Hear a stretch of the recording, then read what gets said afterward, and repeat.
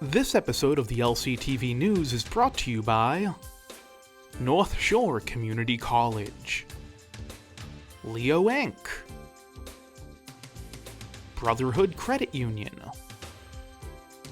Daolis Brothers Construction, and King Movers and Storage. Good morning. Thanks for tuning in to enjoy all the hottest news and headlines from around Lynn. City ceremonies took center stage this week, flanked by announcements from the MBTA and the CMCC, rounded up by updates from GLIS on their community grants program. Here's the news for Friday, January 24th, 2025.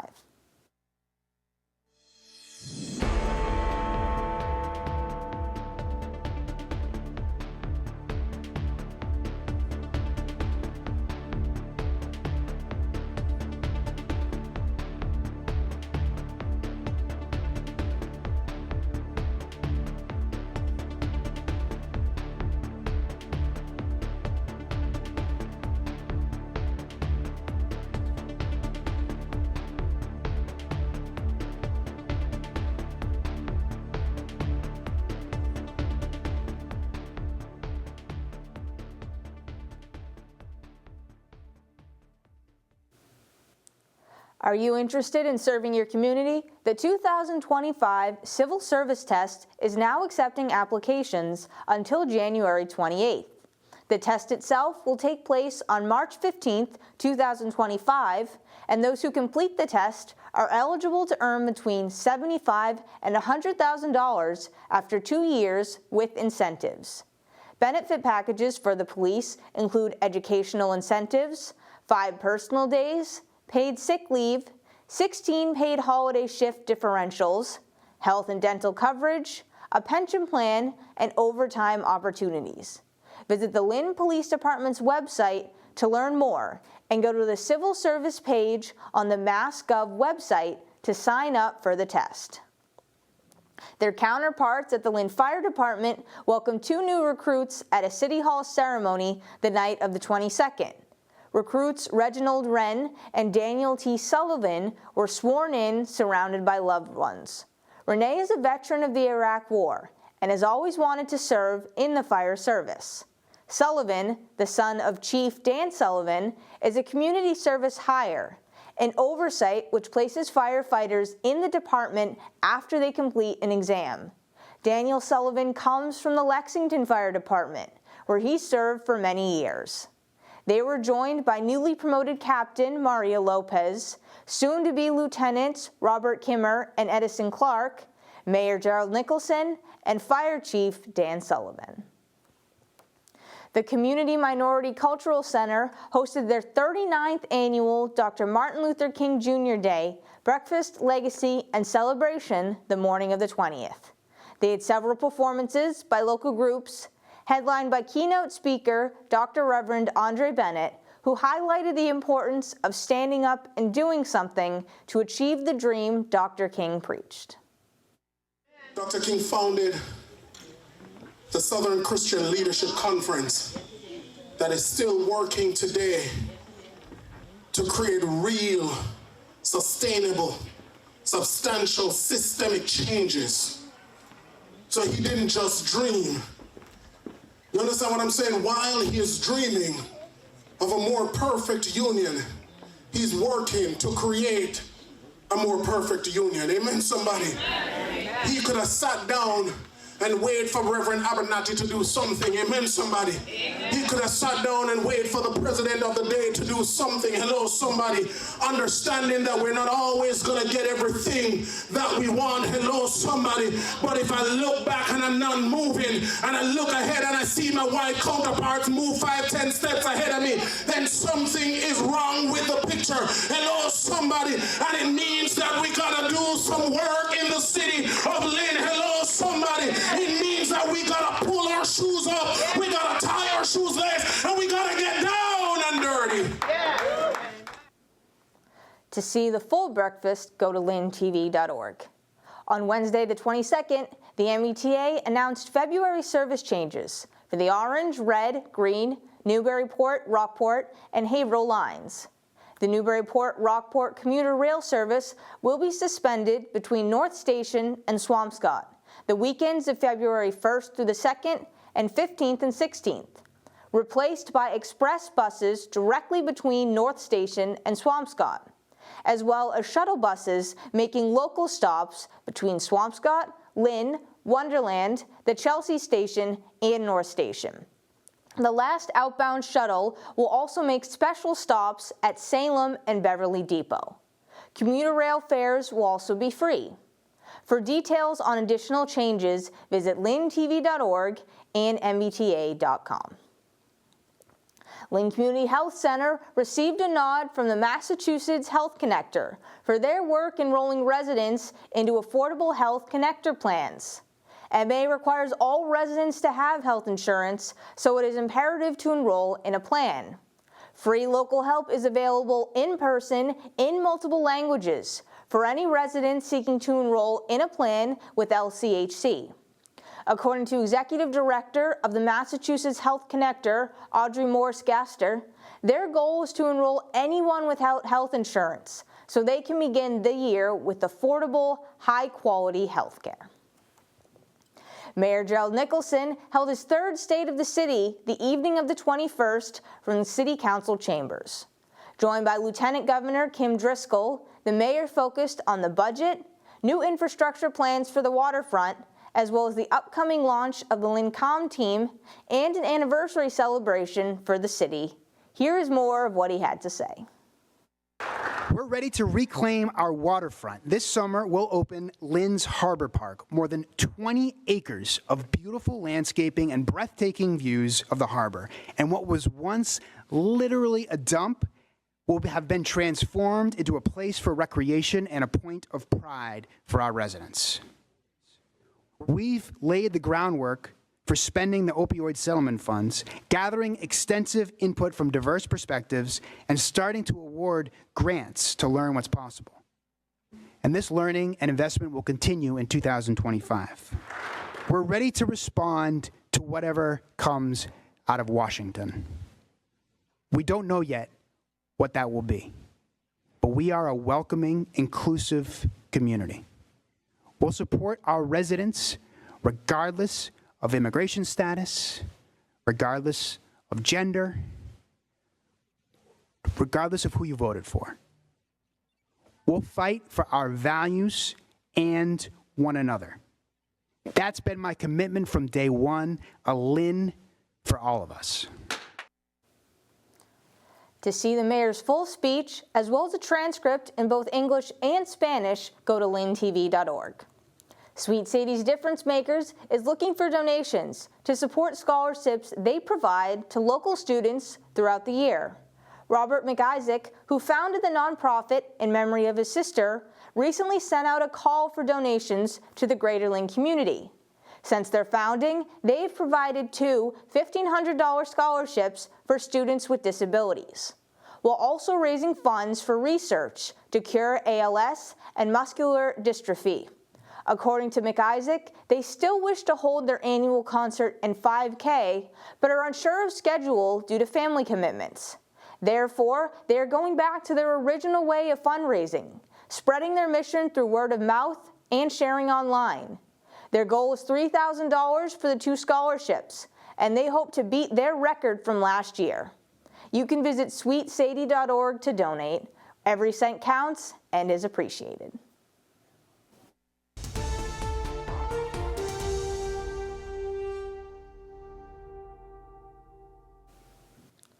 St. Mary's track and field teams concluded their season on the 21st. The boys finished the season at 4-0 with a 64-28 win over Archbishop Williams.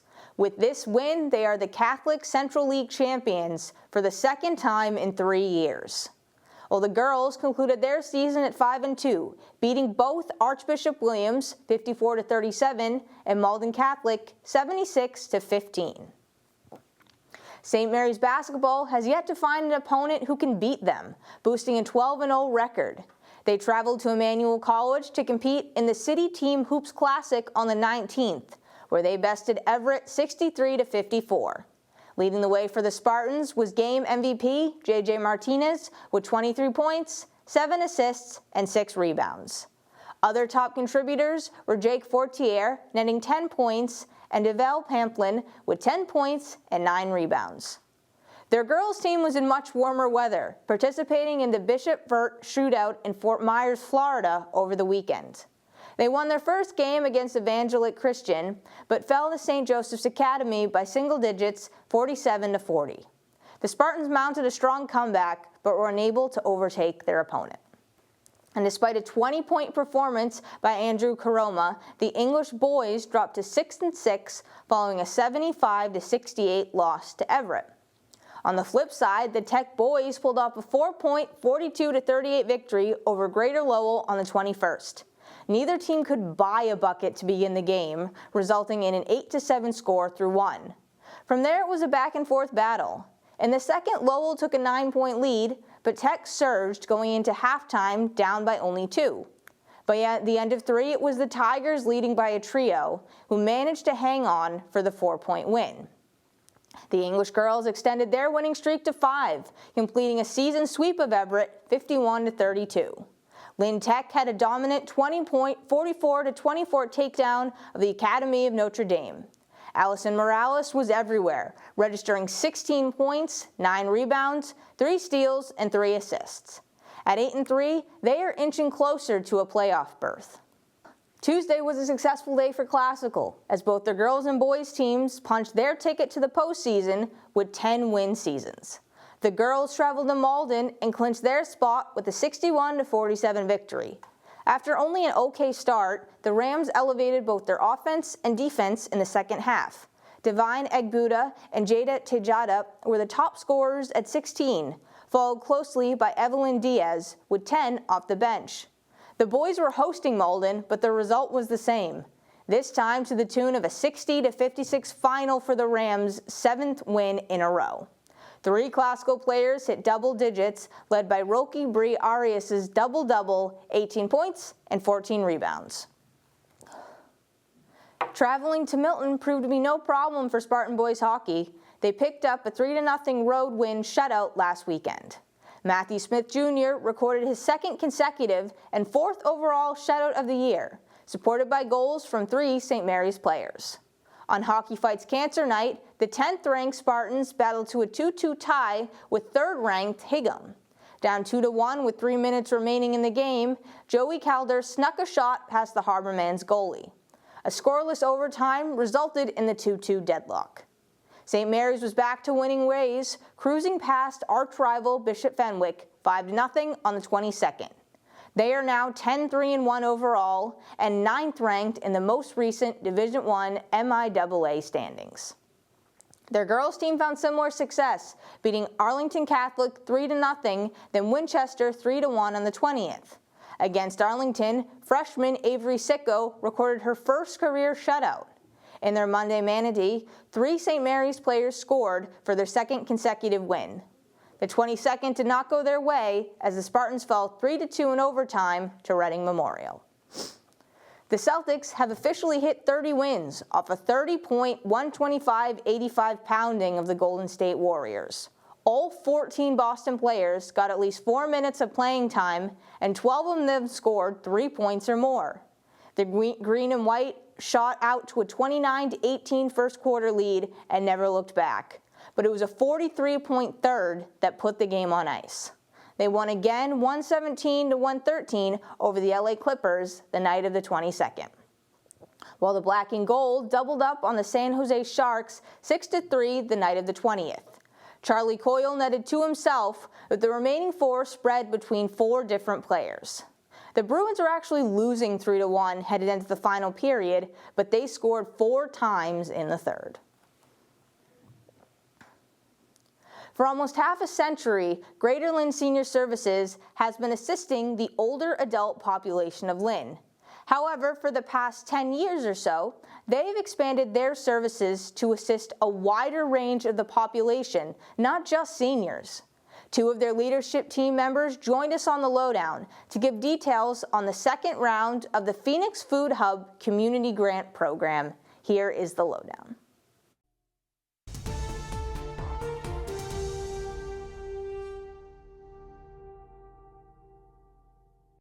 Good afternoon and welcome back to the Lynn Lowdown. I'm Danny Vittori, and today we have on representatives from the Greater Lynn Senior Services and Mass General Brigham. Thank you both for joining us today. Great. So, first of all, would you mind just quickly introducing yourselves and the organization you're affiliated with? Great. Thank you so much for having us here today. My name is Tina McLoughlin, and I am the Director of Community Health for Mass General Brigham Salem Hospital. Awesome. Hello, and thank you for having me here today as well. I'm Valerie Callahan. I am the Senior Director of Population Health at Greater Lynn Senior Services. Awesome. So we're here to talk about the Phoenix Food Hub Community Grants. Before I jump into that, would you mind just giving a brief overview of kind of what the place you work for, their main mission, the work here that's done here in Lynn, or in the surrounding community, of course? Great, of course. So at Mass General Brigham Community Health, we are committed to reducing the health disparities in the communities that we serve. And I think it's worth pointing out right at the beginning that over 80% of the variation in health outcomes is outside of medical care. It's caused by factors such as nutrition. Mm-hmm. So at Mass General Brigham, our community health team is committed to partnering with organizations like Greater Lynn Senior Services to address what we call the social determinants of health, like nutrition, mm-hmm. so that we ultimately can improve the health of our communities and reduce the health disparities that exist. Awesome. So I am from Greater Lynn Senior Services, and Greater Lynn Senior Services is coming up on its 50th birthday, which is really nice. It began as something called an aging services access point, and it remains so. But while for the first, say, 40 years of its existence, it focused on elders primarily, now we actually work with all populations in many different programs, and we are now focused on social determinants of health and community livability in general. And our reach has gone well beyond Lynn. We are also in other communities in northern Massachusetts as well, working on a lot of different initiatives, and certainly working on nutrition security is one of our key priorities. Mm-hmm. That's such a huge piece of keeping people healthy, and these community grants, that was a piece of it. There were 10 awarded for programs that really address food insecurity. That's correct? Yes. So maybe just a little bit of background, and Tina, please jump in. Mass General Brigham has generously supported Greater Lynn Senior Services and other organizations in Lynn through what was initially called the Food Security Task Force, which has now become the Food Policy Council. And what came out of that was really the boost that created the Phoenix Food Hub. And Phoenix Food Hub is all about figuring out how can we make a one-stop nutrition support center for everybody in the city of Lynn. And so what we wanted to do was to create as many different programs that really relate to how folks find themselves food insecure. Yep. So it includes not only access to food, but access to how to prepare food, understanding of how to create a diet that is healthy, understanding of how to manage meals and so forth and so on. So it's a wide variety of programs. I start to move around with my hands a little bit, and I apologize for that. You need a catcher's mask, I think. But at any rate, we wanted to create this, and Mass General, thank goodness, came to the fore and said, yes, we want to support you doing that. Now, where the community grants come in is that Phoenix is a hub. Yes. And it is really designed to bring people in the community to the center for many different reasons. But there are many people who cannot come to the community center, hub, and they are in the outskirts or they are hidden populations. And so we wanted to pull in the organizations who work with those folks in many different ways to create this sort of push-pull. So we wanted to really enhance the social magnet aspect of Phoenix Food Hub, while at the same time making sure that we penetrated throughout the entire city. So the community grants, and I know I'm a little bit long-winded, but the community grants were an effort to identify those organizations who connected with those populations that might have a little bit more difficulty finding Phoenix Food Hub on their own. Yeah. Great, and I would just, add that from at Mass General Brigham, given the enormous connection between access to food and nutrition-related chronic diseases like hypertension.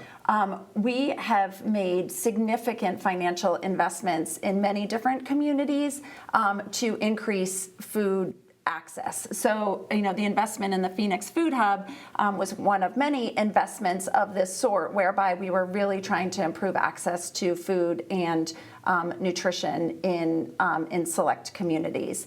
And as Valerie mentioned, as it relates to the community grants, the City of Lynn did a food assessment about a year or so ago, and transportation continues to be one of the biggest barriers to food access. And so to be able to really focus on creating this sort of hub and spoke model, if you will, where we can not only have this amazing one-stop shop, food hub at the Phoenix Food Hub, but also then to sort of have I sort of view these community grants as like the spokes, right? So that we can get all of the amazing resources and services that are available at Phoenix Food Hub to those who have barriers accessing them directly on site.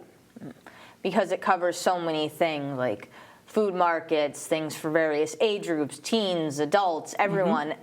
And you said it really connects all these people who maybe can't reach you, but maybe they can reach one of these other organizations. Right. And as for if anyone's listening and maybe has an interest or needs access to these resources, what would be the best way for them to kind of get connected to them? So they can connect with us at the Phoenix Food Hub. There will be another round of community grants, I believe, starting in the spring, the later spring. We've done 2 rounds so far. And we have distributed 20 separate grants, not to 20 separate organizations necessarily, but quite a number of them, nonetheless. And they run really an exciting range of focus. There are some that are transportation grants that are taking people back and forth to where they can, in fact, access food. There are others that are bringing people into the center to do cooking classes of a particular kind, maybe with younger people or with folks who have a particular interest in learning a cultural cuisine. There's also a number of the grants that are funding folks to go on mobile trucks with food. Around to different places. And as I said, many of these organizations are really connecting with particular populations who I think would be more reticent to come forward on their own. So it's very exciting. And I would add that while Phoenix Food Hub is certainly funded in large measure through MGB, there are other funders as well, but no other funder for the Community Grants Program. So it is solely funded through Mass General. Wow, that's a very impressive investment. It's being made. Thank you. And I would just say one other point in terms of accessing the amazing resources that are available through the Community Grants Program, as well as all of the other resources available at the Phoenix Food Hub and many other organizations in Lynn. A great place to also get information and get connected is through your health provider. So at Lynn Community Health Center, which is an amazing organization here in Lynn, and at many other provider sites, including the Mass General Brigham provider sites, we've done a tremendous amount of work for our care teams to screen our patients for social determinants of health, and then have trained community health workers and other employees that can help our patients then become connected to these amazing resources. So that would be another point of access that I would encourage all of the listeners, to pursue, is to talk to your doctor about any, social determinants of health and resources that may be available for you. And this partnership is, you told me, about 3 years in the running. So 3 years, you've given out 20 grants, all this connection, which has been amazing. But what would you say has been the greatest, benefit so far to working in tandem? Well, Phoenix Food Hub, I think, is evidence of one of the greatest benefits. Yes, it is definitely growing, and it is serving a lot of folks, and I think serving them in ways that are pretty critically important. So that's certainly number one. I think the other is we begin to talk about sharing information in many more tangible and, I think, immediate ways. So there are all sorts of technology kinds of things that we can potentially work on together, and hopefully will, as well as understanding the relationships between certain changes in the social determinants of health and the impact on health. I think that's the ticket going forward, is that we have to be able to demonstrate that investments like this in the community actually make a big difference in health outcomes. Yes. And so working together on that and knowing that we will be working together on that, I think it's hugely positive from my perspective. Oh, yeah. Yeah, and I would just add that, community collaboration and community engagement is at the core of anything we want to do to improve the health of our communities. Right.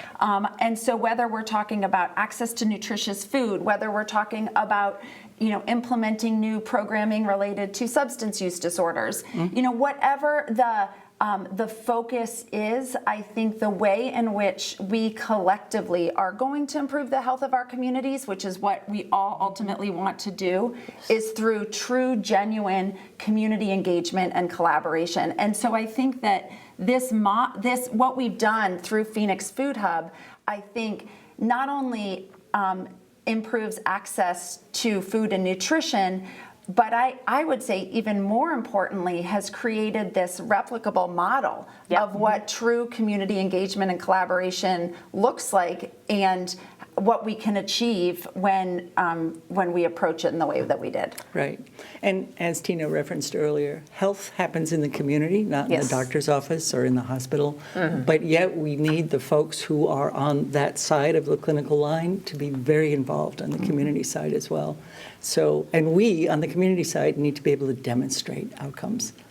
So I think this is where we're going. Yeah. You definitely demonstrated the outcome, and have been to Phoenix Food Hub before. It is definitely a model that could be replicated and has seen such success. And I do have to wrap up in a moment, but I just want to thank you both again so much for coming on to really share this with the community. Oh, thank you. Appreciate the opportunity. Of course, thank you anytime. And once again, I'm Danny Vittori. This has been the Lynn Lowdown, and we'll see you next week with more guests.